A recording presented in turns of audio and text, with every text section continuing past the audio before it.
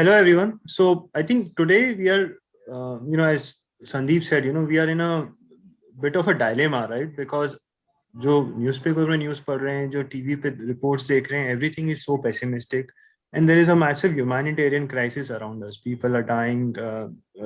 Things are, on health front really look to be pretty messy. But on the other side, when you look at equity markets, they're now hardly a percent away from all-time highs. So there is a big disconnect, it appears like. तो वो क्यों है, क्या है, और हम कैसे देख रहे हैं मार्केट्स को अभी, is what we are going to discuss today. And we don't have any outlook on what is going to happen in the markets tomorrow. No one knows, right? But what we're trying to tell you here is that what are the perspectives that we take from whatever analysis that we do, and that if you just understand the story of अभी तक क्या हुआ है और क्यों हो रहा है, I think that in itself helps you decide कि आगे जाके क्या हो सकता है, क्या possibilities है, and as a result how should you be prepared for those various possibilities. So that's the entire objective of this session. And as Sandeep mentioned, I and a lot of my colleagues, we are a part. We have an asset allocation committee at SBI Mutual Fund. We've been running it for more than 2 years now. Vasan is a part of it, who's the CIO equities. Rajiv is a part of it, who's the CIO debt. We have representatives from Amundi. Namrata as economist is a part of it. We have a quant analyst who's part of it, and several senior fund managers are a part of it. But over the years, what we've done is एक तरीका है market को देखने का इसकी सारे domain expert से knowledge इकट्ठी की जाए and then you try and get a sense of where markets are headed. और दूसरा तरीका है कि you have some very crystal clear objective frameworks जिसमें कोई सब्जेक्टिविटी की गुंजाइश ना हो, और वो ऑब्जेक्टिव फ्रेमवर्क्स आपको हर समय गाइड करते रहें कि आप साइकिल में किस तरफ हैं इस समय और कितना गुंजाइश बची है टू गो अप और down. So what I'm going to talk to you about today is some objective frameworks that we've developed over the years on how to look at equity markets. And broadly speaking, if you think about top-down market views, there are only three things that determine market direction in the short term and even in the long term. The first thing is valuations, right? महंगा है कि सस्ता है. महंगा खरीदेंगे, then the chances of success are lower. सस्ता खरीदेंगे, chances of success are higher. दूसरी चीज है अर्निंग्स. वैल्यूएशन अपने आप में कोई मायने नहीं रखते जब तक कि आप उसको अर्निंग से कॉन्टेक्स्ट में न देखें.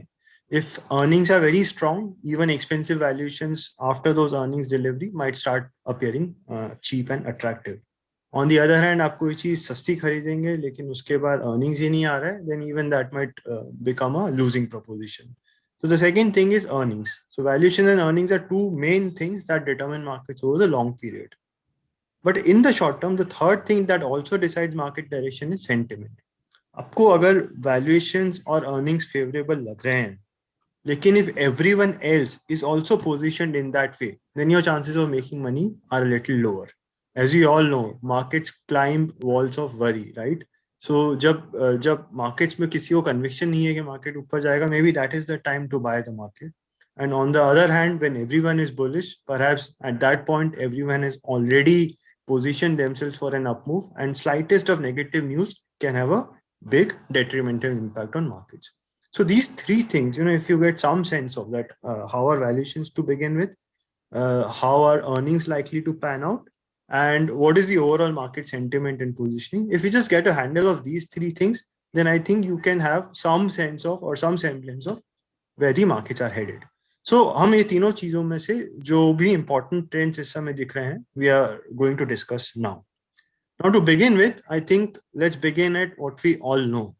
और ये जो आप ऊपर में लेफ्ट हैंड साइड पे चार्ट देख रहे हैं, ये है सेंसेक्स का ट्रेलिंग पी, और इस समय जो रीडिंग है वो है 30 टाइम्स.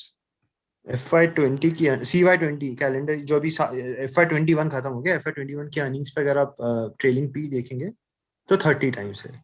और हिस्ट्री में अगर आप देखेंगे 2001 से डेटा है यहाँ पे, पिछले 20 साल की हिस्ट्री में बहुत ही कम ऐसा हुआ है कि हम इससे ज्यादा एक्सपेंसिव रहे. इस हिसाब से आपको लगेगा कि मार्केट बहुत महंगा है, लेकिन इस पीई में एक चैलेंज है कि जो इसका डिनोमिनेटर है अर्निंग्स पिछले करीब 12 साल से हार्डली 3-4% पे ग्रो किया है. अगर आप लॉन्ग टर्म पे अर्निंग्स देखें निफ्टी का या सेंसेक्स का, तो 12-13% पे ग्रो करता है. 12-13% पे इंडिया की नॉमिनल जीडीपी भी ग्रो करती है लॉन्ग पीरियड्स में. तो जो पिछले 10 साल हैं वो अर्निंग्स के हिसाब से बहुत ही खराब रहे हैं।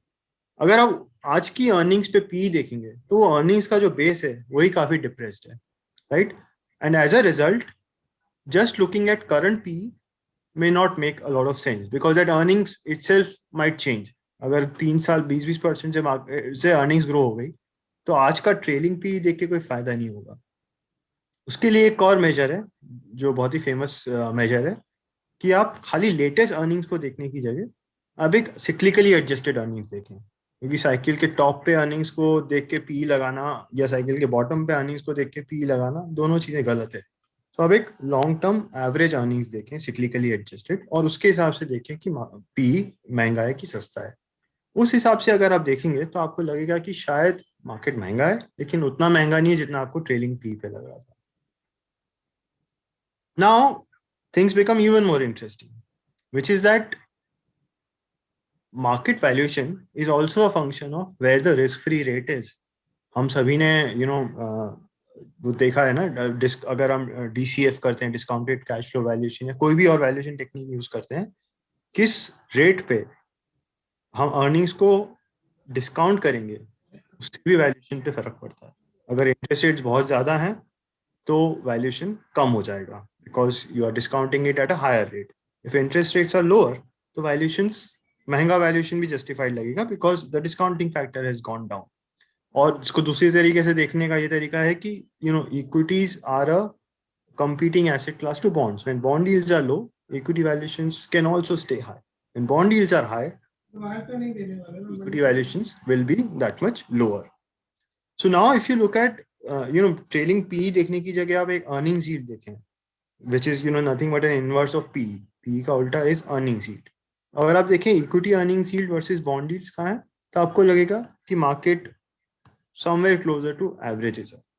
और उसमें भी अगर आप ये एक अजम्पशन डाल दें जो हमने ऊपर देखा था कि अर्निंग्स, जो लेटेस्ट अर्निंग्स है वो बहुत सप्रेस्ड है, अगर वो सिक्लिकली एवरेज अर्निंग्स की तरफ रिवर्ट करेंगी और उस अर्निंग्स पे अगर आप अर्निंग्स यील्ड देखें और उसको बॉन्ड यील्ड्स के साथ देखें तो आपको लगेगा मार्केट एक्चुअली महंगा है ही नहीं। सो ये बहुत सारी डिफरेंट डिफरेंट चीजें आ रही है। अगर आप खाली पीई देख रहे हैं तो महंगा लग रहा है, लेकिन अगर आप ये देखें कि बॉन्ड यील्ड्स कम है उसके हिसाब से अगर आप वैल्यूएशन देखें तो सस्ता लग रहा है, और खास तौर तो उतना महंगा नहीं लग रहा है। और खास तौर पे अगर आप ये भी एक्सपेक्टेशन डाल दें कि जो अर्निंग्स है ये इतनी डिप्रेस्ड हमेशा नहीं रहेंगी, ये इवेंचुअली लॉन्ग टर्म ट्रेंड की तरफ रिवर्ट करेंगी, तो ये दो चीजें अगर आप मिला दें कि बॉन्ड यील्ड्स कम है और अर्निंग्स भी लॉन्ग टर्म ट्रेंड की तरफ रिवर्ट करेंगी, तो मार्केट एक्चुअली बिल्कुल भी महंगा नहीं लग रहा है। Now the question is that which of these should you pay more attention to? And we'll again come to whether earnings should revert to long-term trends or not, whether bond yields will stay as low as they have been for the last few months, or in fact for the last 1 year or not. Rajiv has already talked about it. Namrata has also shared her views, but we'll see that. But the point is that depend, और ये एक last valuation major जो हम देखते हैं वो है India का market cap divided by India का जीडीपी, और इसके हिसाब से भी अगर आप देखेंगे तो मार्केट उतना सस्ता है नहीं, काफी महंगा लगेगा। बट अगेन इसमें एक अजम्पशन है, इसकी जो जीडीपी आज का है वो सही है, but we all know that जो आज का जीडीपी है वो भी सप्रेस्ड है, तो अगर वो जीडीपी बढ़ेगा तो ये वैल्यूएशन भी अपने आप सस्ता हो जाएगा।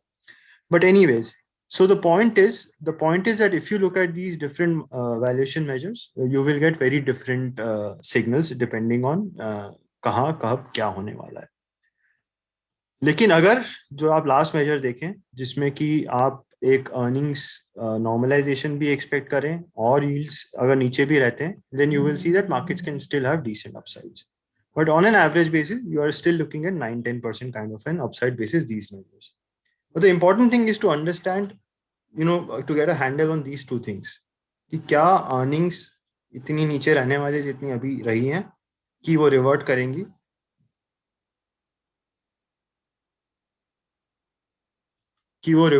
लॉन्ग टर्म मीन की तरफ, और दूसरी चीज बॉन्ड डील्स जितनी कम है उतनी कम रहेंगी या वो बहुत जोर से ऊपर बढ़ जाएंगी। अगर दोनों में से कोई भी चीज बड़ी गलत हो गई कि अर्निंग्स भी नॉर्मलाइज नहीं की और बॉन्ड डील्स भी जोर से बढ़ गई, तो फिर पूरा इक्विटी मार्केट वैल्यूएशन जो आज है वो सपोर्टेड नहीं रह पाएगा।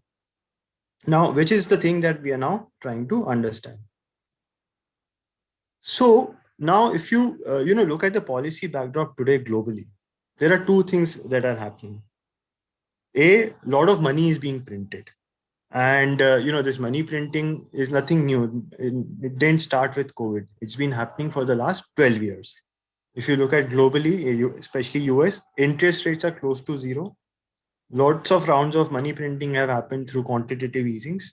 But in spite of all that monetary stimulus, economies across the world, the global economy, even before the COVID, was doing nothing great. It was quite weak. And then COVID weakened it further. And in a way, what that now has led to is that economies world over, and especially in the Western world, are resorting to a lot of fiscal stimulus. So governments are now stepping in to support the economy. And if you look at US during the COVID crisis, for the even when economies were shut down, people were unemployed, there were lots of lots of stimulus checks that were given to public for their who were unemployed, and even otherwise to families to support them through the crisis. So there's a direct fiscal transfer that's happening from the government to the public at large.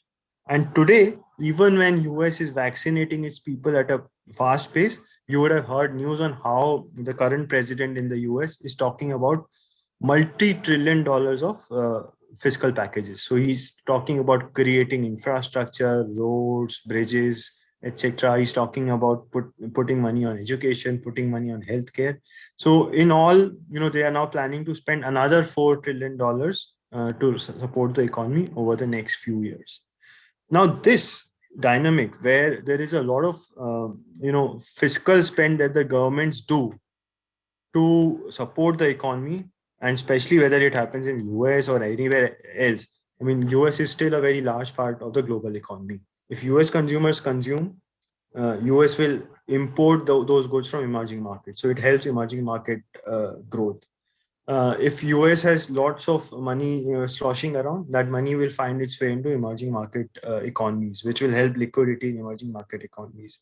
So overall, US, if it embarks on a very strong stimulus path, that is good for not just US growth, but that is good for global growth. So that's one dynamic that's playing out, which is that after so many years of monetary policy experiments, you are now seeing fiscal policy also become very aggressive and in fact take the driver's seat with respect to reviving the economy. And this will have strong implications for economic growth going forward, not just for the US, but also for the rest of the world. The second thing that's happening alongside is that this entire fiscal stimulus means that government debt will continue rising in the US. Or in fact, across the world, government debts are now at historical highs. In fact, we have one chart here. If you look at this chart, top left, you will see that US government debt to GDP is now as high as it was in 1940s. It's close to historical highs now. And even when government debt is so high, the US is talking about further fiscal stimulus. Now, how do you support such high debt ratios, right? What will eventually happen to all this debt?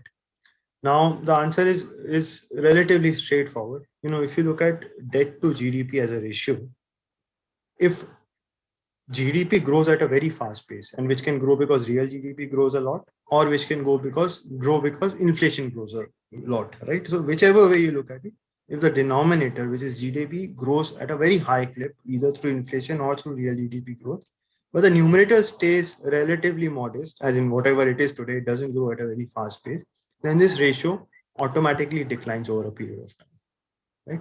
So the trick to reduce debt to GDP is not necessarily to reduce debt, but it is to grow GDP, either through inflation or through real GDP growth. On top of that, if you can keep interest rates in the economy at a low rate, because the government is the biggest borrower today, the government has to pay interest payments on its debt.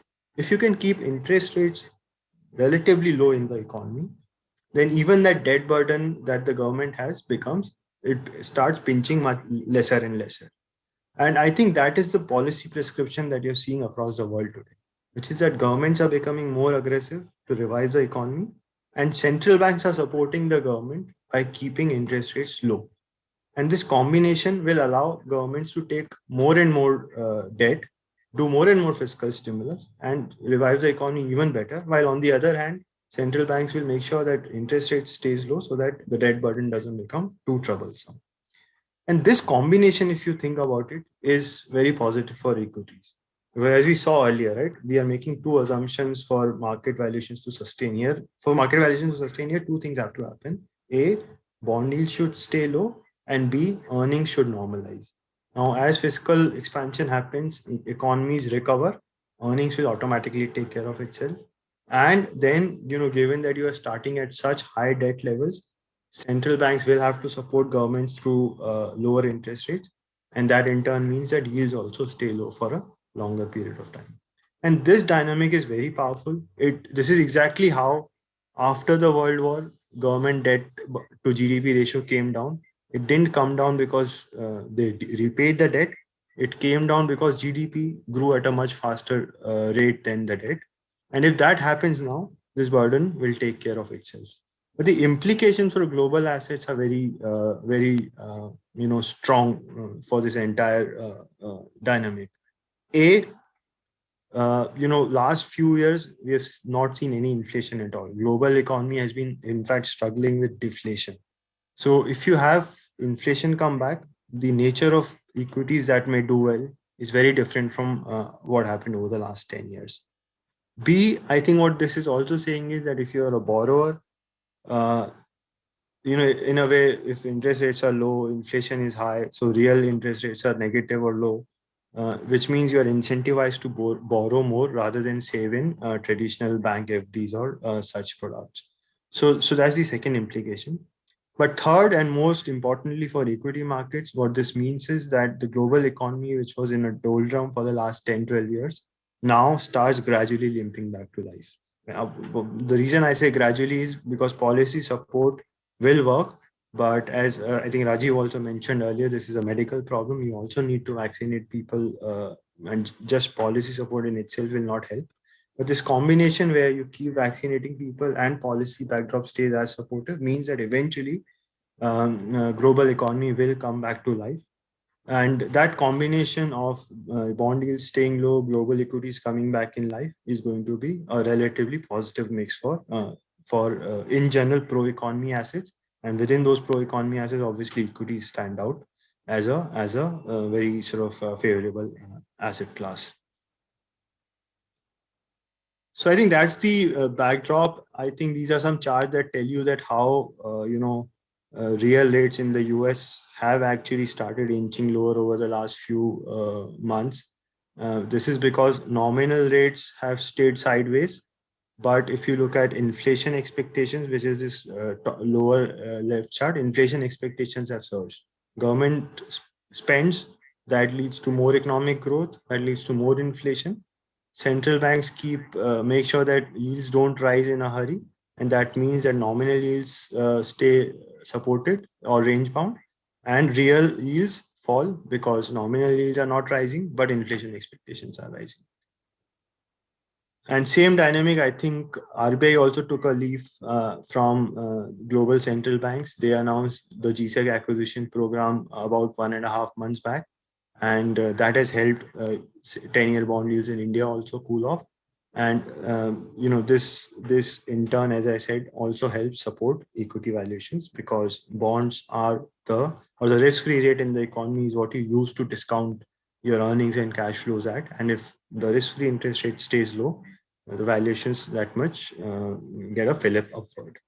I think that's the backdrop on valuations. You are looking at a globe where after 10, 12 years of failed monetary experiments, fiscal policy is coming back to the front. As that fiscal policy comes back to front, it should lead to better economic growth. It should lead to rising inflation. But at the same time, this fiscal expansion is coming at a time when government debts are already very high across the world. And as a result, to continue supporting those high debts, central banks are being forced to keep a check on nominal interest rates. And this combination is something that's supporting equity valuations as we stand today. The second thing I think that also, we talked about those three things, right? We talked about valuations, sentiment, and earnings. We've covered valuations so far. We'll come to earnings. But the other thing is sentiment. I think this is one thing that is in the very short term a challenge because a lot of market participants are are, already very bullish. And that's something that we've seen through through the last 3 months of COVID second wave also. In spite of the second wave, you haven't seen a very significant cool off in market sentiment. Markets have stayed range bound, etc., etc. Now, one could argue that if this is indeed a bull market, then sentiment should stay optimistic and elevated. But in general, we know that markets love to climb walls of worry. So the lower or the more moderate the equity market sentiment is, the better it is for investors to get an entry into the market. Today, that is not the case. Today, market sentiment stays very bullish. You're seeing that in a lot of different ways. You're seeing that with respect to the number of IPOs that are hitting the market. You are seeing that in terms of the strong performance that let's say small caps are showing versus large caps, or you're seeing that in general in terms of the retail activity in the market, either through these new electronic platforms, or in the FNO segment. So I think that those are some signs which suggest that in the near term, maybe the market move may not be very vertical. It will be much more moderate. But the thing to keep in mind here is that this is a relatively tactical indicator. What we talked about with respect to that longer term backdrop of earnings coming back and yields staying moderate is something that you should expect to play out over the next 3, 4, 5 years. Now, this is something which can change over the next 2, 3 weeks or months also. A bit of sideways movement in the markets, a bit of correction in the market can bring this back to more moderate levels. But speaking today, this is one short-term risk that one needs to keep in mind. And the third thing is obviously earnings. Now, what you see here are earnings as projected by the brokers, the consensus on the sell side. And they are saying that FY23 over FY20, you will see about a 25% CAGR, 25% per annum earnings growth in the markets. And, this is in spite of, this 1.5 years being washed out because of COVID. And, in a way, as I think Namrata also highlighted earlier, if you look at the past 12 months also, even with COVID and related disruptions, while sales growth has been very anemic in India, profit growth has actually come through. Now, there are several reasons to that. One is obviously the massive cost control that corporates have taken in the downturn. There is this market share gain from unorganized players, because unorganized sector has been completely shattered in this crisis. So organized sector has benefited, which is resulting into market share gains. And then, there are other elements like, there were pockets of PSU banks and telecom and, metals that were largely lost generators so far, but most of them have now turned the corner and become profit generators. So that is leading to profit growth for corporate India. But, this 25% number, don't take it at face value. My personal belief is that the second wave impact is not fully priced in here. This was before this is the latest print, but between the second wave beginning and now, this hasn't changed much. My suspicion is that this will come down, but maybe, even if it comes down by a couple of percentage points, you are still looking at 20% plus kind of earnings CAGR for the next 3 years, which I think is a number that you haven't seen for the last 12 years. And if this indeed comes true, that will be a very significant uptick for market earnings versus what you have seen over the last decade or so. I think this is just a here and now number. This is just to show that still a lot of stocks are seeing upgrades by consensus sell side. This can change because of second wave. So, which is what I was saying, that some downgrades here could result in this 25% number coming lower. But still, even if it stays above 20%, it's a very healthy earnings number that you're looking at. But from a longer term point of view, I think this is the chart. This is one chart to keep in mind. And this was the thing that I was talking about earlier, that if you look at PE with respect to today's earnings base is very suppressed. And today's earning base is suppressed on two counts. A, we all know that GDP itself is at multi-decade lows. during the COVID. Obviously now it's recovered somewhat, but overall it is at multi-decade lows. On top of that, if you look at corporate profits as a proportion of GDP, एक तो GDP बहुत नीचे है, but if let's say GDP is 100 rupees, how much of those 100 rupees is going towards corporate profits? This ratio used to be 7% in 2008. So for 100 rupees of GDP, you had 7 rupees of corporate profits. Today, and when I say today, this is updated till FY20. FY21 numbers are still coming out. In FY20, that number had gone below 2%. So for 100 rupees of GDP, corporates were not even making 2 rupees of earnings. The last time when this ratio was this low was all the way back in 2001-2. And we all know what happened after that, right? It was a very low corporate earnings base to begin with. And after that, you had a very, very big uptick in earnings cycle, which eventually took this less than 2% ratio towards 7% ratio. Now, from this 1.7, my suspicion is that, because in this year, even without GDP, earnings have grown. So maybe, by FY21, this ratio would have gone back above 2% already. But even then, for it to reach historical averages, earnings have to rise significantly higher than GDP growth rate for the next several years for this to even reach historical averages. And the good part about this series is that this is a mean reverting series. It doesn't stay low or keeps declining, right? It mean reverts over long periods. What can bring about this mean reversion? I think we already talked about a few things. If these big loss pools like telecom, public sector banks, metals, if those become profit pools, then automatically there's a big swing in corporate profits. Secondly, if earnings growth themselves, if GDP itself starts reviving even somewhat, then it means that there is a lot of fixed cost that the companies are already incurring today. If GDP recovers, their top lines, their revenues recover, and as a result, there's a good absorption of that fixed cost, which leads to margin improvement, which in turn leads to earnings picking up. Already in the crisis, they've done a lot with respect to cost optimization. So the margin is already looking good. Plus, if fixed cost absorption picks up, that means earnings get a further fillip. Thirdly, and I think this is something that, even before COVID had happened, was the fact that you've already seen taxes being cut for corporate sector. And as taxes go down, that again leads to a further fillip up in corporate earnings. So, and then, the government is doing its thing with respect to PLIs and land reforms, labor reforms, and so on. A lot of those things are happening. Global economy is picking up. A lot of Indian corporates are very linked to global economy, not just metals, but energy prices, exports, and so on.